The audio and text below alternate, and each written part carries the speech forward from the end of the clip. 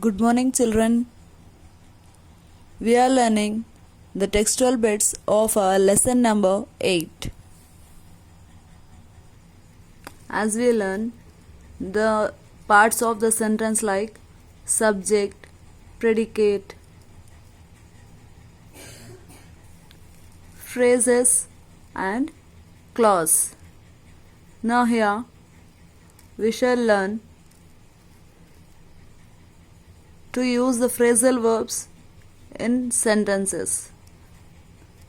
The first one is given for us: put off, to delay an event or activity until a later time or date.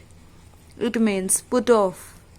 It means not to off any switch or something else, to postpone the work for some time. There we use this word like put off.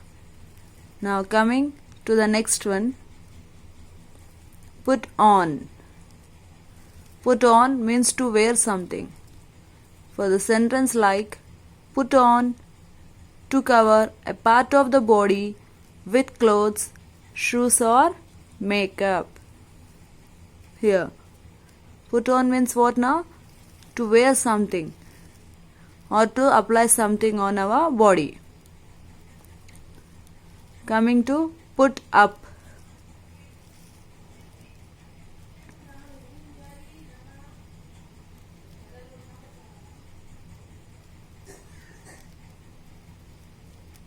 Put up.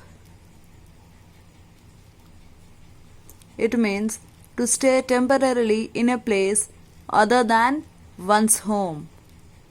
So what we do, we put up at a relative's home for some days for the vacation.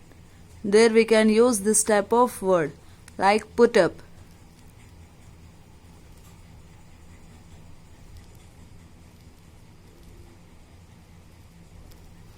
Next one, put out. Put out means to stop something from burning. Now we shall use these phrasal verbs to complete the sentences. First one, I think I will dash my sweater, it's cold outside. Just now we discussed something to cover our body. We use put on. Right, put on. Next,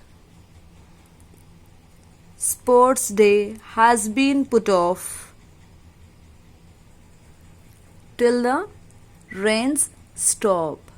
Put off means to delay an event because it is raining much. So the sports day has been put off. Third one, firefighters have been called to dash the fire in the marketplace. To stop something from burning, we use put out. So write it as put out.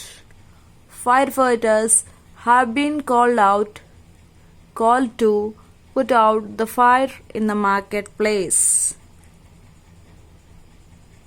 Now the next one, fourth one. They are planning to put up at a hotel near the beach. Put up means to stay temporarily at some place. Now we shall learn some expressions to accept the invitations or to refuse the invitations. Invitation means always not the card like an invitation card for going into any functions, marriages, something else. Here it is a different thing. Means to answer